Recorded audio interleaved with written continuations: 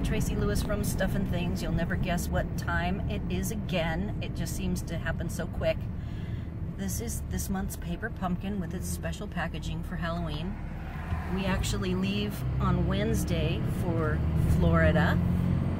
We're heading down there to live for the winter, and I am all registered to go to the 30th anniversary on stage. I'm so excited. And stay tuned for the soon to be revealed paper pumpkin.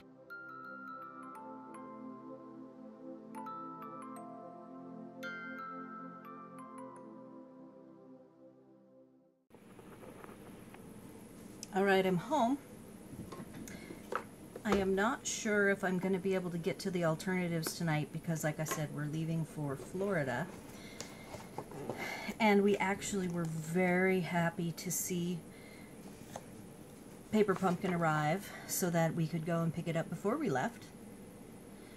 This is a little ad for a fun new tool that I actually have called a Take Your Pick tool, and I did get that. I'm very pleased with it. Today we have basic gray, Stampin' Spot. Oops. And again, my little trick is to separate the plastic with, or not the plastic, sorry, the label with an X-Acto blade. Notice this Stampin' Spot is black. I think that's very clever. I do not think that's what all spots are going to come looking like from now on. This is going to be tough. So I have no children. I'm not a Halloween person. I had planned on not doing the paper pumpkin alternatives in Halloween theme. However, I can tell you that all of the stamps are for Halloween. Spooky, Frights and Delights, It's Halloween, To and From, Treats for You, Boo, Eek, a moon, a big spider, a little spider, a couple of bats, and some stars. So we will see what we have inside. I'm not really sure yet. Like I said, I won't mind having an extra day to mull this one over. I might have to change the rules a little bit, depending on what's inside here and what I want to try to do. We won't even be stationary the end of the month, I don't believe. So let's just see what we have to work with. I have done my obligatory avoid the various Facebook groups I belong to, Paper Pumpkin Fan Club, and on Demonstrator Planning Place I have been avoiding any mention of paper pumpkin because I want to be surprised when I open it. We do have black and silver baker's twine.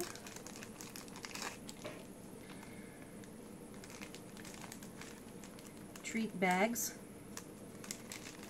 in abundance, as well as what might be the bottom,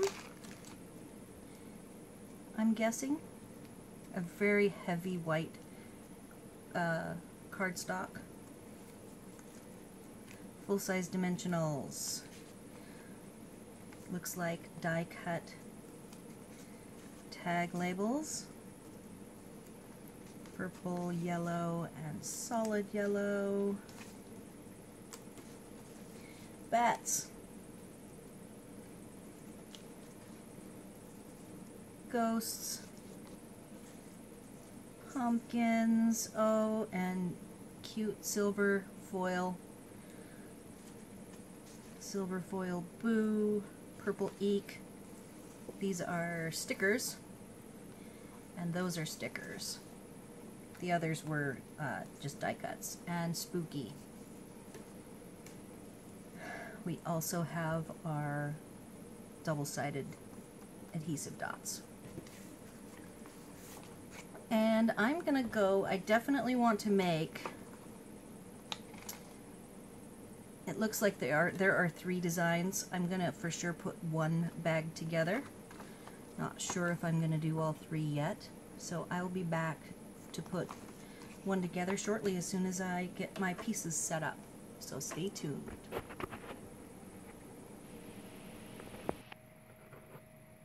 Alright, so I'm putting things together. I picked 2. You end up with 8 each of the 3 different tag tops for the treat bags. I noticed that these bags could be cut apart and make interesting patterns on some colored cardstock. So there's the stripe, the spider web, and the spider, which actually I think is the cutest of the 3. And I went ahead and put the base. I wish I had some candy corn to put in here, but I don't. So I got one bag ready, one tag stamped.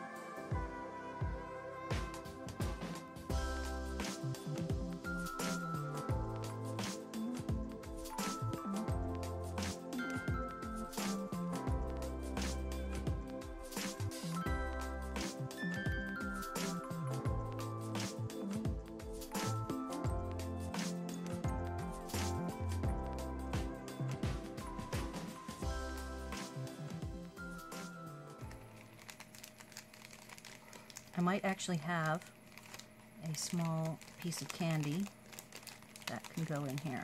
I might go play with that for a minute. And there's the bat and what he'll look like. So I'm going to go peek around for some candy that might fit in these little bags so we can see them all together, and then I'll get to work on alternatives. Alright, so I have these little mini Milky Ways. It looks like I could fit at least 4 in the bag. Plenty of room for, I would say, a significant amount of candies. And that concludes the create, and I'm going to go away and contemplate some alternative ideas.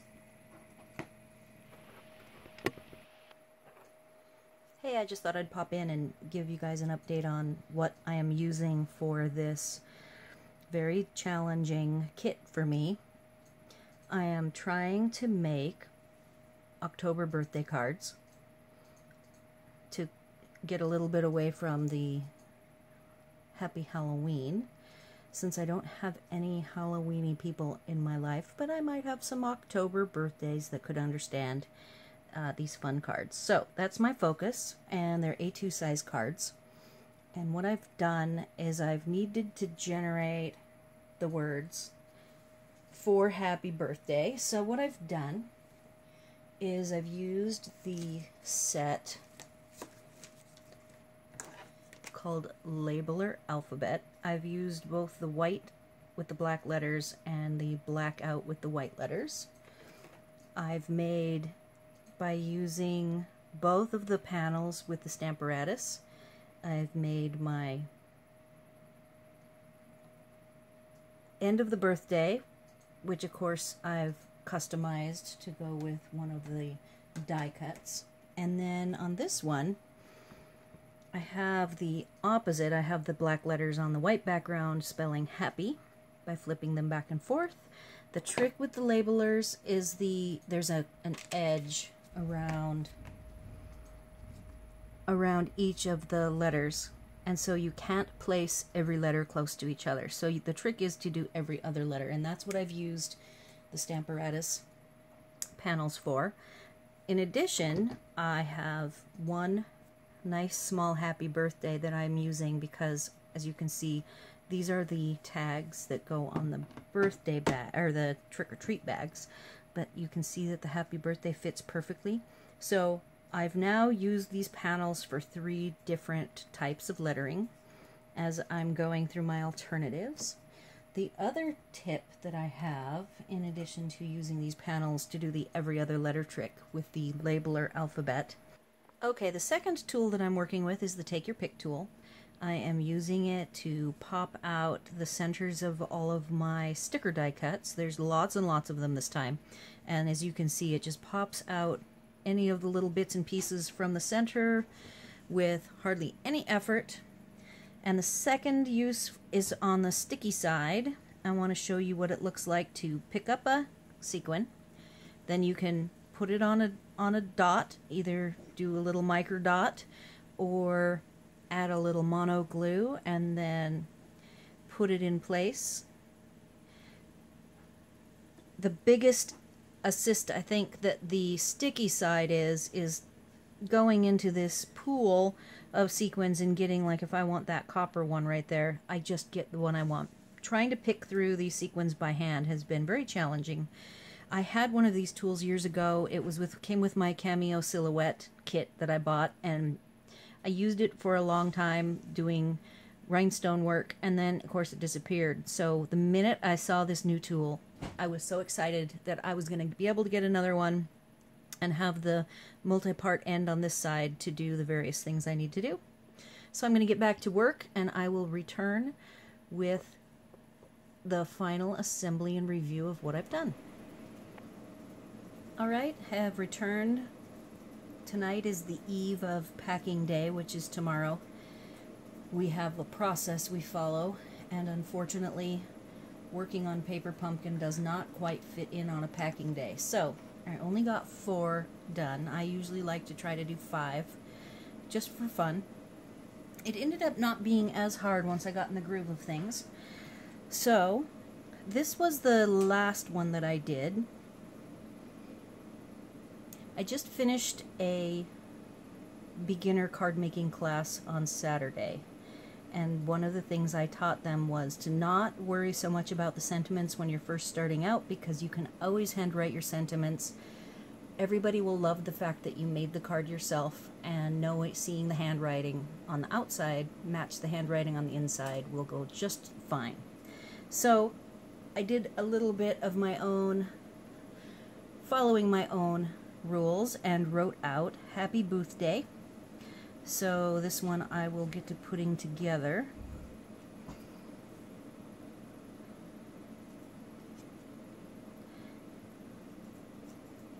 I've done a lot of the mock-up on this one, so I just left it sitting here ready to go.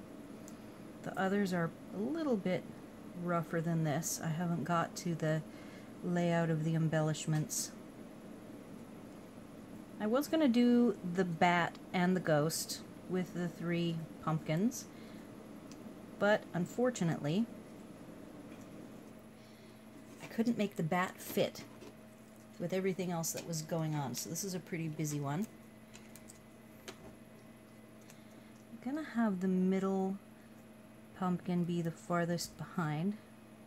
This has a lot of silver metallic on it that was provided in the kit, so I took some remnant pieces and made little extra strips on the Happy Birthday, and silver sequins I thought was a good finishing touch for this one.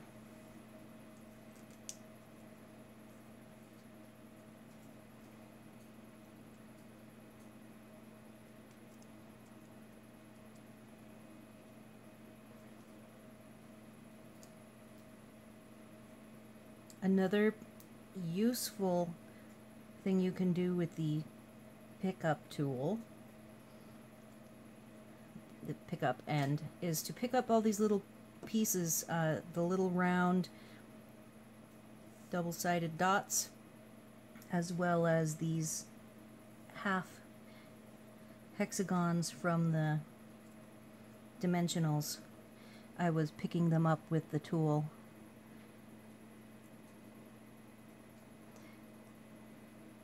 And it worked really well.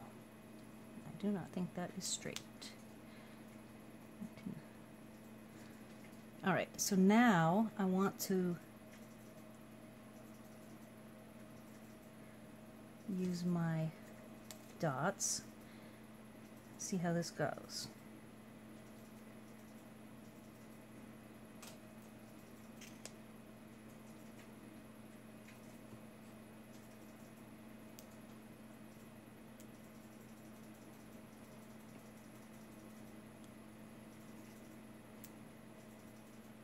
Ew, that one worked great.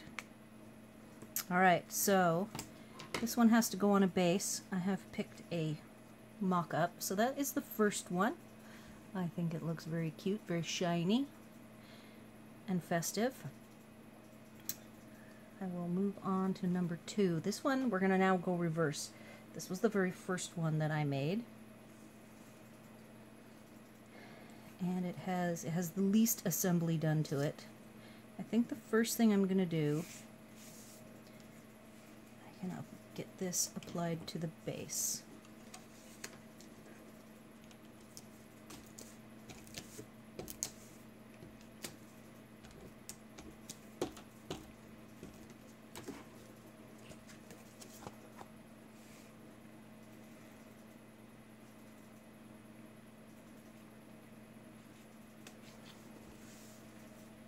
Next, I want to apply the boo.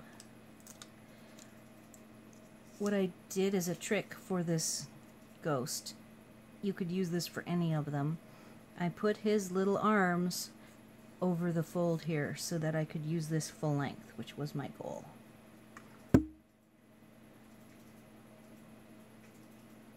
Okay, and then my vision is that this will extend out. It will not be popped up. This piece actually is the bottom. I tried to use in as many cases as I could the thick bottom cardstock that goes here on the bottom of the snack bags. So I thought that was clever reuse, and I want it to go in between, like so. Which means I'm going to go ahead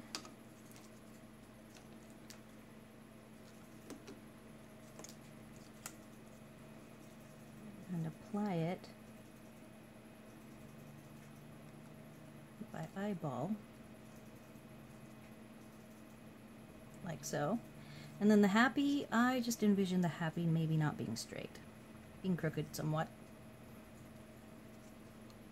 I could also pop it up. So now let's set it over here and see what things are looking like.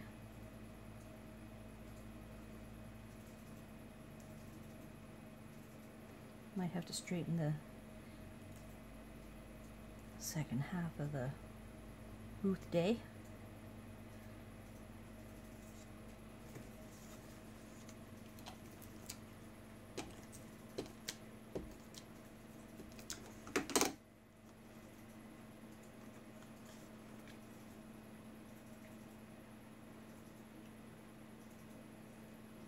This is the Wood Textures DSP. I'm finding lots of little uses for it. It's a definite go-to DSP for me.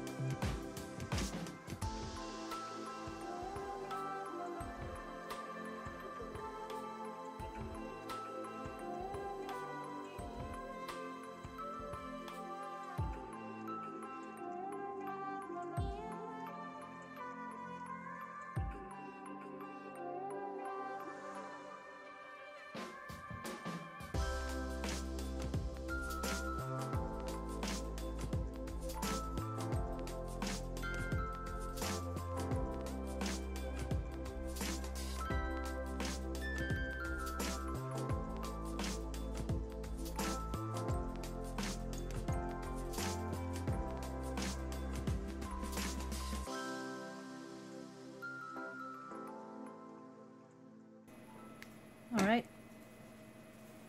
there is my card number 2.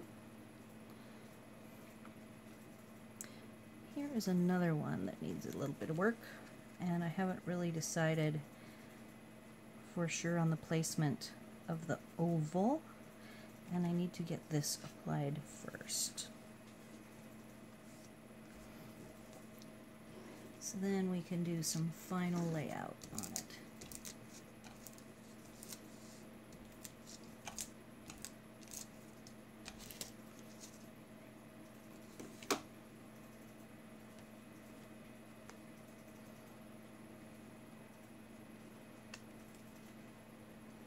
Okay, so the trick with the corrugated that I have discovered, once you corrugate something, the height doesn't change, but the width, if you're doing the wide like I did, does get narrower. So I actually trimmed down the top and the bottom, left the width the full width, and then was able to trim down the width to the width that I wanted. And you never want to cut the width first until after it's been run through the embossing folder. So that is the tip on using the corrugated.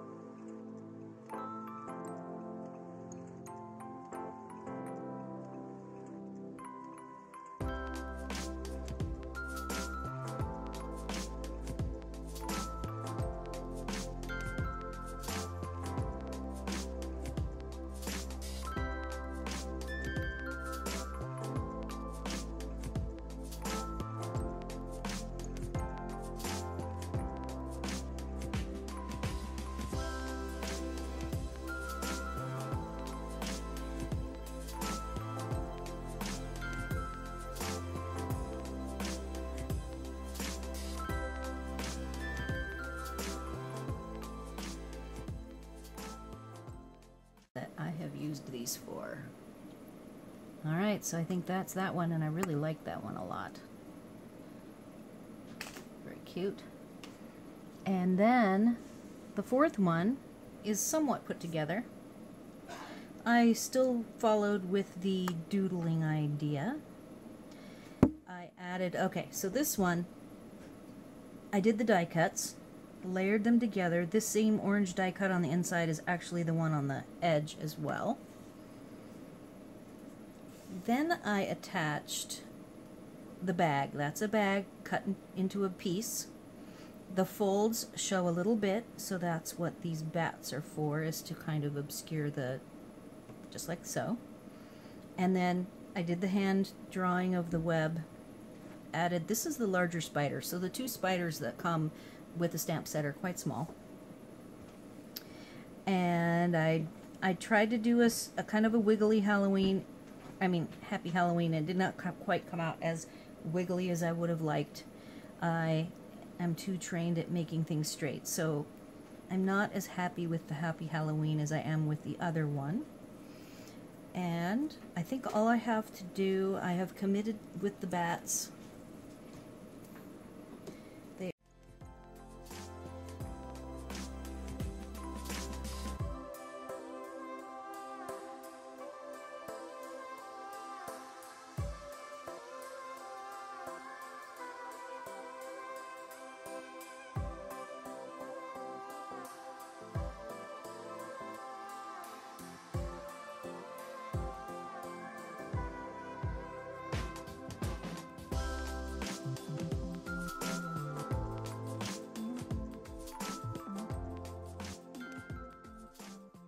Even though I did not do the lettering as well as I would have liked, this might be my favorite one.